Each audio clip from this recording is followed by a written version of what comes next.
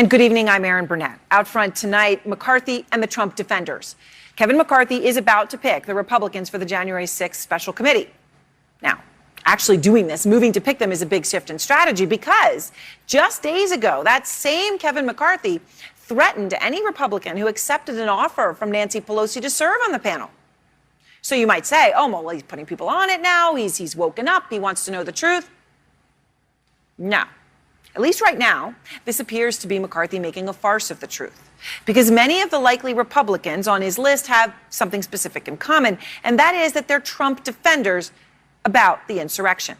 Many of them have helped to whitewash what happened on January 6th, when a mob of Trump supporters stormed the United States Capitol, breaking windows, forcing doors open, beating officers with whatever they had on them, a hockey stick, an American flag, a fire extinguisher.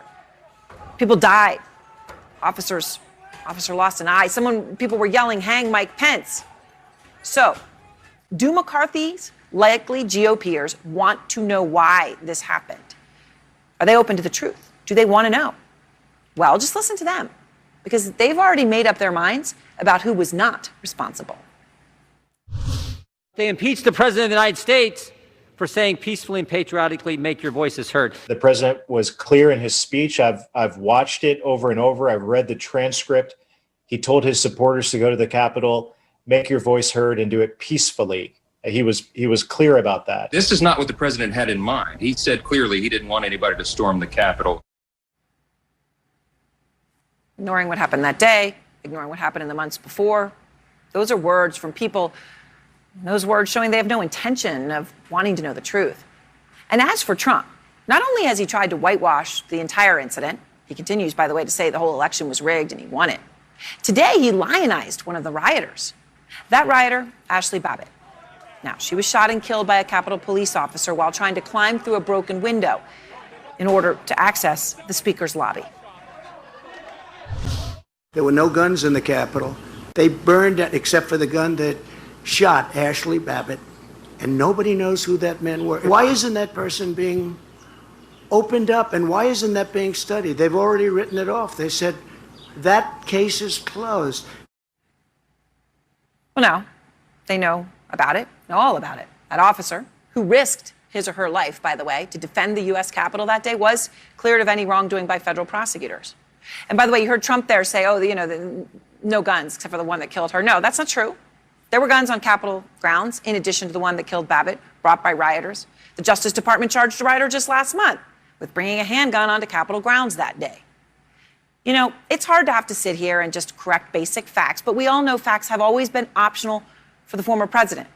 And they seem to be now eluding the people that McCarthy is likely to pick to investigate what happened on January 6th, at least publicly.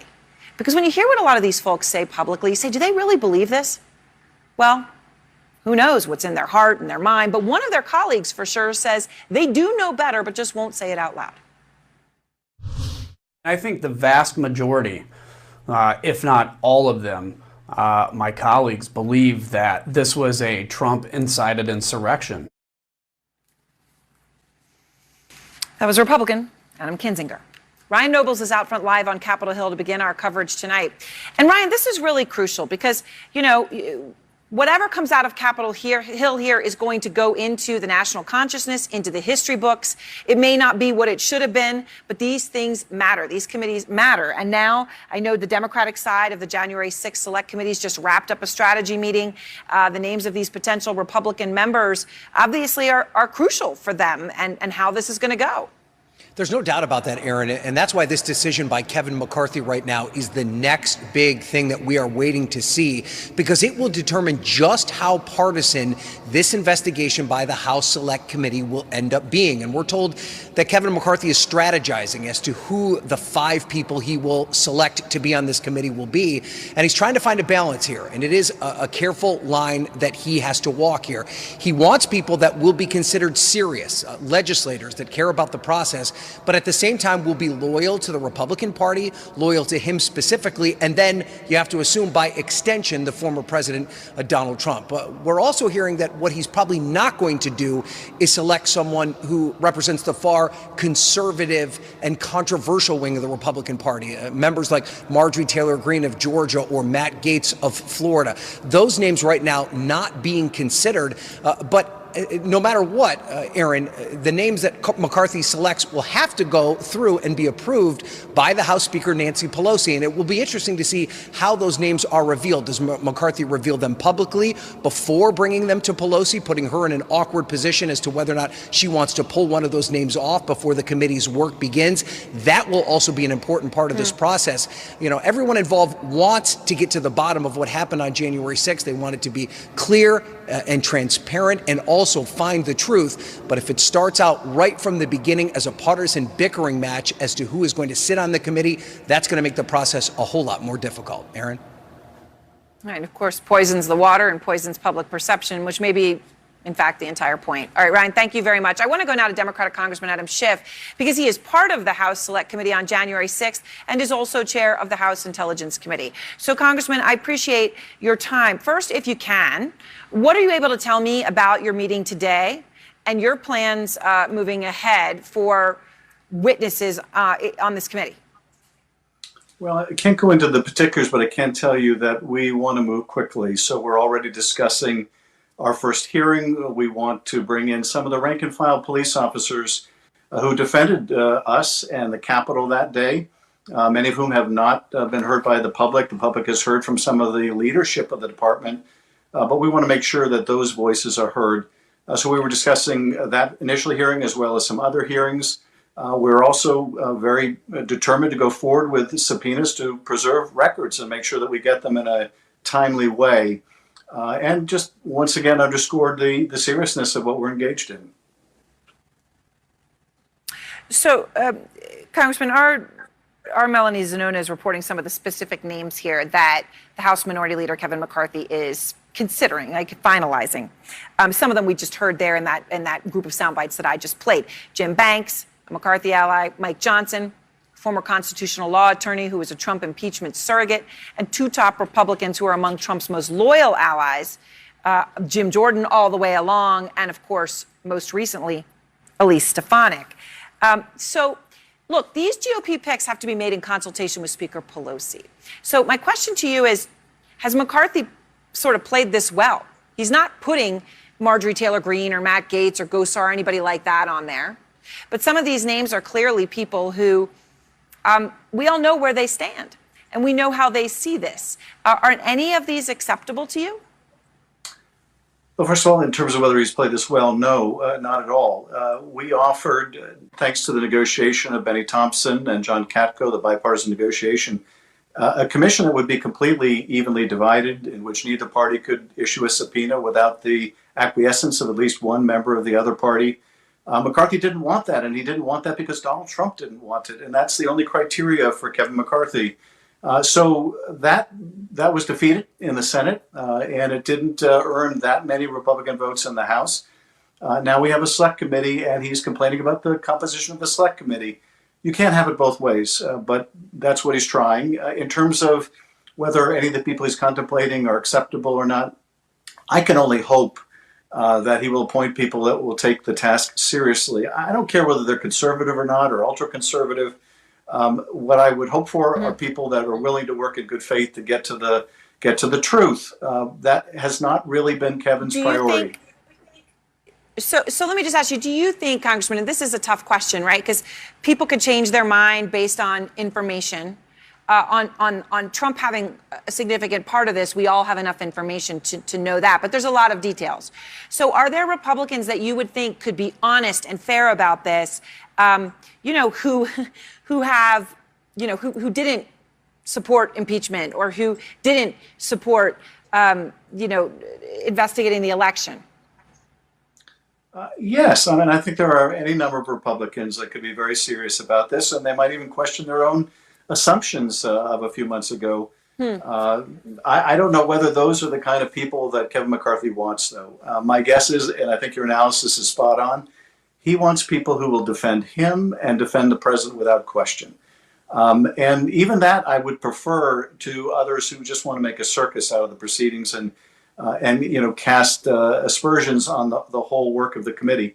But at the end of the day, we're going to do our work. We're going to do it thoroughly. We're going to try to create a report that's as comprehensive and holds up to time as the 9/11 Commission report. We'll do that if we have good, willing partners, and we'll do that if we don't, because the work just has to get done. So I just played a moment ago. I don't know if you heard it as you were hooking up, Congressman, but what the former president said today about Ashley Babbitt. Obviously, what he says about the guns is incorrect, but this is not new. He keeps talking about this even within the past week. In fact, this has become a rallying cry for him. So here he is again from today and then from his rally just a few days ago on Saturday. There were no guns in the Capitol except for the gun that shot Ashley Babbitt, and nobody knows who that man was. Why isn't that person being opened up, and why isn't that being studied? They've already written it off. They said that case is closed. You know, if that were on the other side, the person that did the shooting would be strung up and hung. Okay? There was no reason for it. Who shot Ashley Babbitt? It's got to be released.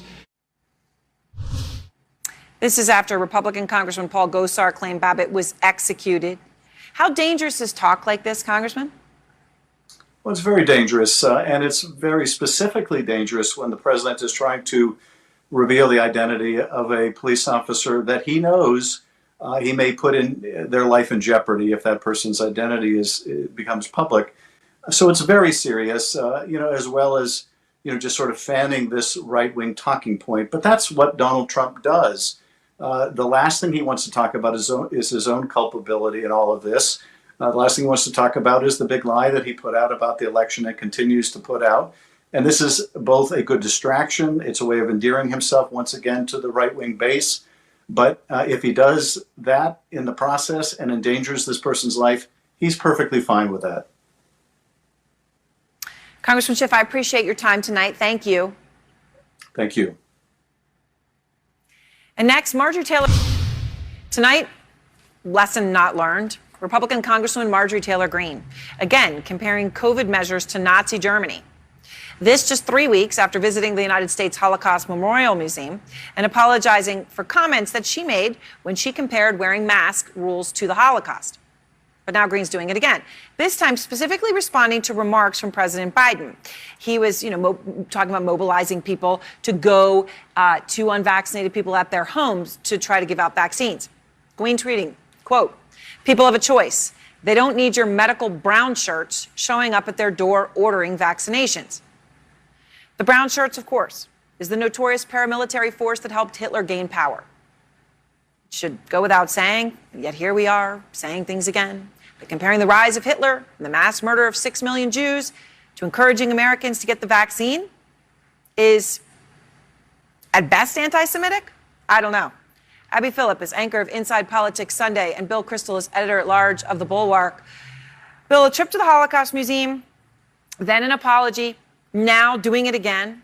I struggle to understand why this could possibly continue happening. One doesn't just come up with a reference to brown shirts.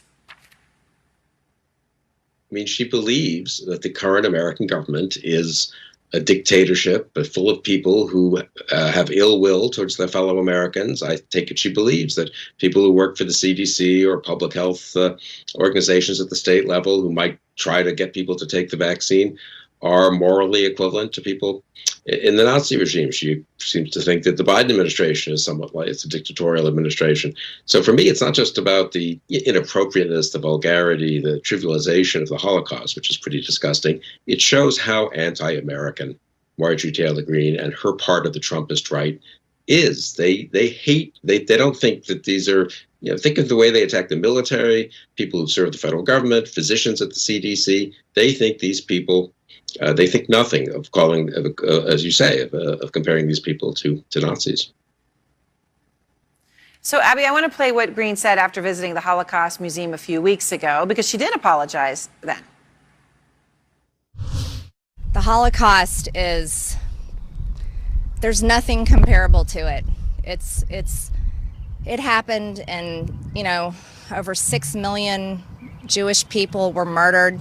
And there are words that I have said and remarks that I've made that I know are offensive. And for that, I want to apologize. That came after House Republican leader Kevin McCarthy had condemned her comments then. Abby, nothing from GOP leadership on the latest comments about brown shirts. I mean, will McCarthy take real action here, or does Greene ultimately know that she can pretty much say whatever she wants at this point, Abby? Yeah, I do think that it's been clear for a long time that Marjorie Taylor Greene is setting the agenda in a lot of ways when it comes to Minority Leader Kevin McCarthy. He's been reluctant to push back on her, reluctant to do it privately and publicly. And the reason that she gave that apology, which I think now we can call what it is a stunt, it was because McCarthy was attempting at that time to try to pressure Democrats to pull the committee assignments of Congresswoman Ilhan Omar, and also trying to create this sort of scenario in which Greene apologized for her controversial comments while Congresswoman Omar did not. So I think the whole purpose of this was just a little bit of a political stunt. And Marjorie Taylor Greene, obviously, based on her comments then, knows better. She knows that the comparisons to the Holocaust are completely inappropriate and terrible, but she's doing it anyway because she also knows that there are no consequences when it comes to Republican leadership. Mm. And Bill, so it's Greene's latest comments about the Holocaust, but we're also learning about former President Trump's comments as well. According to an upcoming book by Wall Street Journal reporter Michael Bender, then President Trump allegedly praised Hitler during a discussion with his White House Chief of Staff, John Kelly. This was in 2018. Trump reportedly said, and I quote, "Hitler did a lot of good things." So Bill, of course, a Trump spokeswoman denies he said that. Who would admit to having said that? Can you just talk about that for a moment, that such a thing could have been said, and why you think those comments are different from Greene's Nazi comments? Just one more word on Greene. I mean, she needs to apologize to the people who work at the CDC, the people who work in public health, the officials of the U.S. government, civilian employees, military employees, and of state governments, and of hospitals all over the country, et cetera, who are doing their best to help their fellow Americans. They're the ones she's insulted the most. It's not just that she's trivialized the memory of the Holocaust. The Holocaust, it is what it is, and it will survive. The accurate history will survive the comments of Marjorie Taylor Greene. But she needs to apologize to her fellow Americans. In terms of Trump, there I think it does reveal something about him, which is he admires authoritarians. I'm not going to say he admires Hitler entirely. That would be maybe a little unfair. But he's praised the Chinese for Tiananmen Square. He criticized at the time Gorbachev for being too soft and not crushing dissent. He admires strongmen. And in that respect, he may not admire everything one hopes Hitler did, but he can't help but sort of have that, say something nice about him. John Kelly should step forward. I mean, this is reported by Michael Bender, a very reputable journalist, based on presumably information from Kelly. I think they were the only two in this conversation, right? Maybe not directly from Kelly, maybe from a third party to whom John Kelly reported this conversation. Trump's spokeswoman is now just flat out denying it.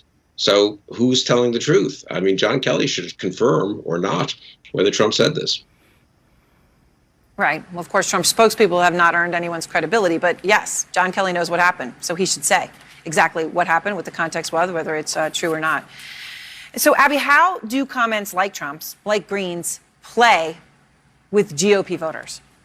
I think the very fact that Greene is making the comments that she's making publicly and repeatedly tells you that she believes that this is popular in the Republican base. And I think that that's probably right. If you are online and you kind of are in the circles where, conservatives, Trump conservatives are talking, they make these comparisons too. So it's not as if this is coming out of left field. This is something that has resonance in that part of the conservative movement, and that's why it's happening. That it's sad to say, but the truth is it has, I think, almost no negative effect when it comes to Trump's voters. If not, she's doing it because I think she thinks it'll help her. All right, positive effect. All right, Abby, thank you very much. Bill, thank you. And next, another major blow to Rudy Giuliani. Tonight, Trump's Hail Mary. The former president announcing class action lawsuits today against Facebook, Twitter, and YouTube, almost 6 months after being blocked by the platforms for his response to the Capitol Hill riot. Our case will prove this censorship is unlawful, it's unconstitutional, and it's completely un-American. If they can do it to me, they can do it to anyone. And in fact, that is exactly what they're doing. Out front now, Jennifer Rogers, former federal prosecutor, and Dan Eberhardt, longtime Republican donor. Good to have both of you back with me. So, Jennifer, let me start with you. You take this lawsuit, in Florida. Does it hold any merit? None, Aaron. You know, sometimes we say, oh, we'll have to wait for the facts to develop, or we'll say it's a very complicated area of law. Not here. This doesn't even set forward a cognizable legal case with merit at all. So the fact that he claims a First Amendment violation, which is the only thing that he claims here, he's claiming it against private companies. You can only claim a First Amendment violation against the government. So right out of the gate, this has no merit at all. I suspect it will be swiftly dismissed. So, Dan, this, seemed to be coordinated at some level. Less than an hour after Trump announced the lawsuit, a text message goes out to his supporters trying to fundraise off of it. How successful will that be? I mean, how much do you think this riles up the base? Well, I think it'll be successful from Trump's point of view in that he's just trying to stay relevant. He's trying to stay in the news, and we're talking about him. But, the lawsuit's going to go nowhere, and I think the fundraising, the ultimate rewards from the fundraising attempts will be just a blip here. But, Trump was silenced. He said that when he was deplatformed, he said he was going to launch a media empire, and that's basically fizzled. And I think this lawsuit's an admission of that. So, Jennifer, the lawsuit does claim, you raised this point, that Facebook's a state actor, not a private company. So conservative lawyer George Conway, husband of Kellyanne, tweets, quote, what makes this meta insane is that he's claiming that the Facebook was a federal state actor because it was entangled with the federal government at a time when he was president of the United States.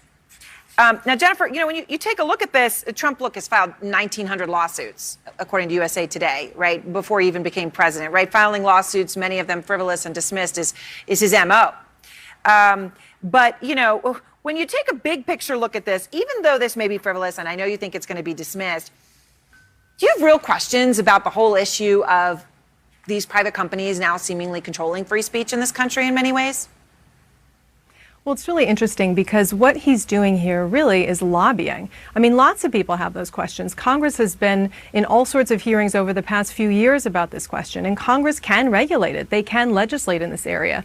So what he really should be doing is just making this point, calling his congressperson, taking out ads, using the huge megaphone that he still has, notwithstanding that he's been kicked off these platforms, to make this point. But what you don't do is file a lawsuit. I mean, that's an abuse of the court to use the court for something that really is lobbying, not setting forth a legal reason that you've been injured and you're entitled to compensation.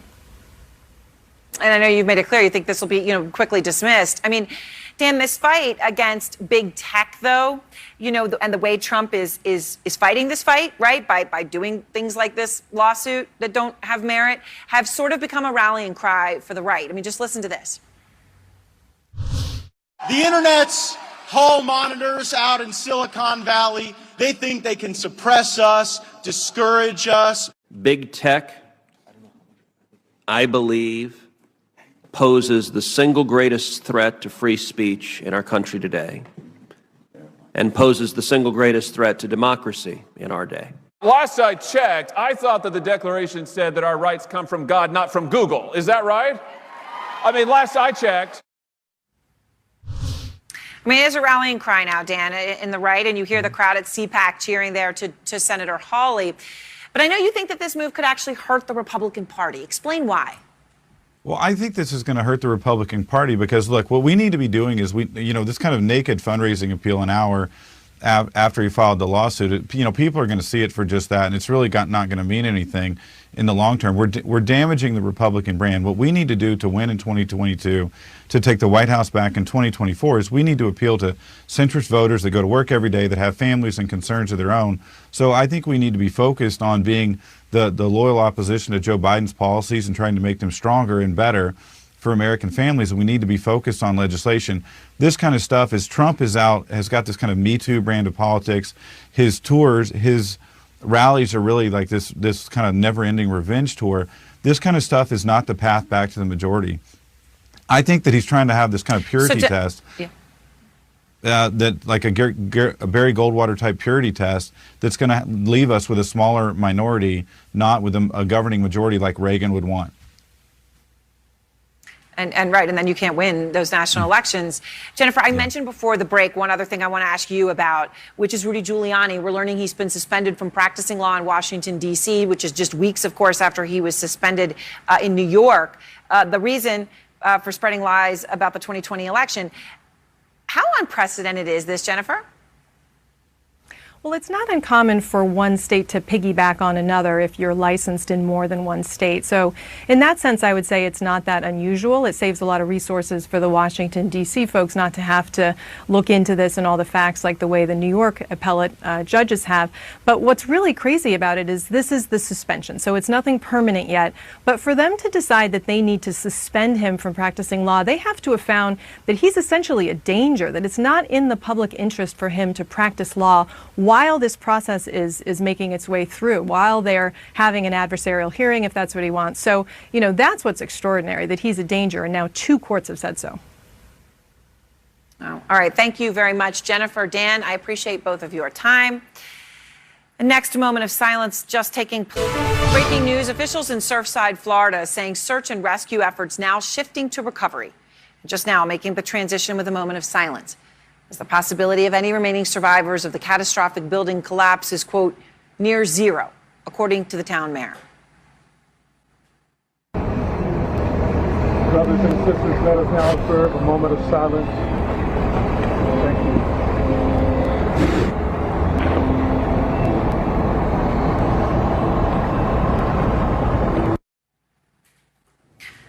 The confirmed death toll tonight, people they have found, is 54. But now that it's a recovery mission, that you've got 86 people unaccounted for, 140 people possibly dead, that's now the reality. Leila Santiago is out front. This decision was not an easy one, as our hearts still hoped to find survivors. A moment of silence held by rescue teams before the transition. It is with deep, profound sadness that this afternoon I'm able to share that we made the extremely difficult decision to transition from Operation Search and Rescue to recovery. Families informed this afternoon at their daily briefing with officials as bodies are more quickly being discovered now that the debris field has opened up after Sunday's demolition. Officials say it is the right time to make the transition. This decision was not based on any other reasons except on facts that emerged during the extent of this search and rescue operation. The only thing that changes is just the term. Resources are still there. The men and women are still there. Our first responders have truly searched that pile every single day since the collapse, as if they're searching for their own loved ones.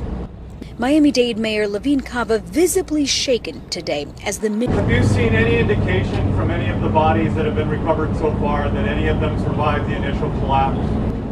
No, we have not. As rescue teams continue clearing away and searching debris at Champlain Towers South, Surfside's mayor is still working to assure its sister building, Champlain Towers North, built with the exact same specs, is safe. They're in there with ground-penetrating radar and other tools to continue to assess the structural situation there at that building. The building's collapse has raised questions about whether other seaside residential structures in Miami-Dade could be at risk. 40 of them have already been inspected, only one found with a structural deficiency. There will be changes. There will be improvements made. As for the recovery mission, teams continue to work around the clock to bring closure for families. As the chief and I have always promised to ensure that all of our loved ones are pulled from the rubble and reunited with their families. And Aaron, as that moment of silence took place here at the building collapse site, we watched as loved ones gathered here. We saw a lot of crying, a lot of hugging, a lot of people holding each other during that moment of silence when firefighters would approach, taking that helmet off. And I also want to point out that on this side, we also have a large crowd gathering as Miami-Dade putting out flowers and signs as well. Layla, thank you. And next. And good evening, I'm Erin Burnett. Out front tonight, McCarthy and the Trump defenders. Kevin McCarthy is about to pick the Republicans for the January 6th special committee. Now, actually doing this, moving to pick them, is a big shift in strategy because just days ago, that same Kevin McCarthy threatened any Republican who accepted an offer from Nancy Pelosi to serve on the panel. So you might say, oh, well, he's putting people on it now. He's woken up. He wants to know the truth. No. At least right now, this appears to be McCarthy making a farce of the truth, because many of the likely Republicans on his list have something specific in common, and that is that they're Trump defenders about the insurrection. Many of them have helped to whitewash what happened on January 6th, when a mob of Trump supporters stormed the United States Capitol, breaking windows, forcing doors open, beating officers with whatever they had on them, a hockey stick, an American flag, a fire extinguisher. People died. Officer lost an eye. People were yelling, hang Mike Pence. So, do McCarthy's likely GOPers want to know why this happened? Are they open to the truth? Do they want to know? Well, just listen to them, because they've already made up their minds about who was not responsible. They impeached the President of the United States for saying peacefully and patriotically, make your voices heard. The president was clear in his speech. I've watched it over and over. I've read the transcript. He told his supporters to go to the Capitol, make your voice heard, and do it peacefully. He was clear about that. This is not what the president had in mind. He said clearly he didn't want anybody to storm the Capitol. Ignoring what happened that day, ignoring what happened in the months before. Those are words from people, those words showing they have no intention of wanting to know the truth. And as for Trump, not only has he tried to whitewash the entire incident, he continues, by the way, to say the whole election was rigged and he won it. Today, he lionized one of the rioters. That rioter, Ashley Babbitt. Now, she was shot and killed by a Capitol police officer while trying to climb through a broken window in order to access the Speaker's lobby. There were no guns in the Capitol. They burned it, except for the gun that shot Ashley Babbitt, and nobody knows who that men were. Why isn't that person being opened up, and why isn't that being studied? They've already written it off. They said that case is closed. Well, no, they know about it, know all about it. That officer, who risked his or her life, by the way, to defend the U.S. Capitol that day, was cleared of any wrongdoing by federal prosecutors. And by the way, you heard Trump there say, no guns except for the one that killed her. No, that's not true. There were guns on Capitol grounds, in addition to the one that killed Babbitt, brought by rioters. The Justice Department charged a rioter just last month with bringing a handgun onto Capitol grounds that day. It's hard to have to sit here and just correct basic facts, but we all know facts have always been optional for the former president. And they seem to be now eluding the people that McCarthy is likely to pick to investigate what happened on January 6th, at least publicly. Because when you hear what a lot of these folks say publicly, you say, do they really believe this? Well, who knows what's in their heart and their mind, but one of their colleagues for sure says they do know better, but just won't say it out loud. I think the vast majority, if not all of them, my colleagues believe that this was a Trump-incited insurrection.